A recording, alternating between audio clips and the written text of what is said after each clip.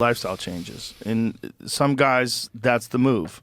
And some guys, it just ruins them because they drain so much out of their body. They're not durable anymore. Yeah.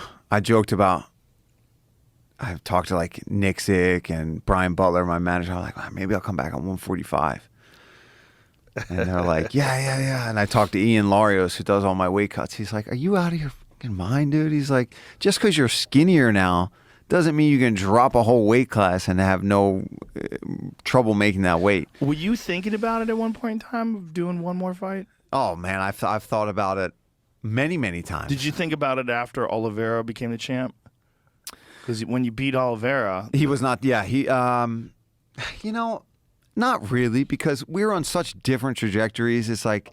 Just because at the time I had a win, which I loved having over him. I loved being the last guy that had beaten the champion, which is no longer the case. But like for me to come back and think I'm going to even come close to getting that matchup, it's like, well, that's not going to happen. I'm going to have to win and beat all these insane, hungry contenders before I even get to sniff at that belt. So he was an interesting case. He still was an interesting case because he was a guy who was kind of known as a guy who fell apart. A quitter a little bit. Yeah. Cub Swanson knocked him out. A bunch of guys had beat him. Max Holloway had that weird neck thing going on. What happened to the Max Holloway fight?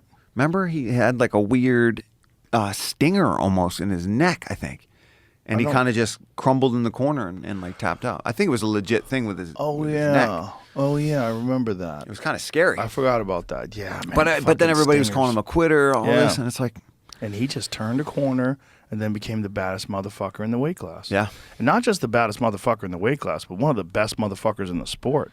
When he knocked out Chandler and he beat the shit out of Gaethje, when he was putting it on people, you got to go, God damn, he's good. I'm curious to see if he comes back and gets back to that Islam fight, because he seems to want it. At first, it didn't seem like after you've been there with Islam, I think a lot of people go, oh, I don't know if I want to get back in there right away. He's on and then you another level. You think about it for a while. What's it say here? Oliveira suffered a micro tear in his esophagus. Wow. And you know what that was probably due to? He said he's injured his neck in training, but did physical therapy and thought everything was fine. What do you think probably it's due to? All of the weight cuts that he had been doing to make 145 pounds back in the day. That's right, the 45. Now, he probably heard it in training legit. Yeah. But when you're constantly dehydrating yourself camp after camp after camp. And I remember when he fought me, he was still trying to go back down to 145 pounds. Jesus. Which is why he wasn't as big. I mean, I must have been 20 pounds heavier than him when I fought him back then.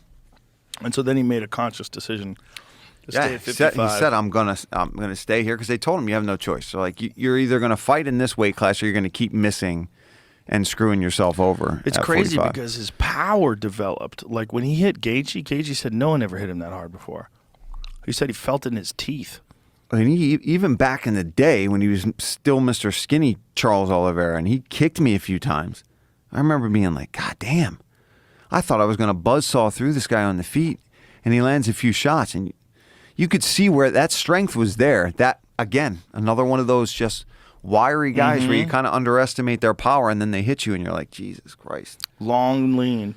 It's a great build for fighting. You look at some of the great fighters of our time, like the long, lean guys. It's the best build, in my opinion. Because you have the reach advantage. Reach, jiu-jitsu, you can wrap everybody up. You can sneak your arms in through. You're not as bulky, which maybe you don't have as much of that brunt kind of power that some of the guys that are shorter and stockier would have in the division. But I think that long, lean muscle for MMA is the way to be. And I was just short and stumpy. I have no reach. None of those benefits, unfortunately. Yeah, but then look at Mighty Mouse. He's short and stumpy too, and he's the greatest of all time. Yeah. If not the greatest.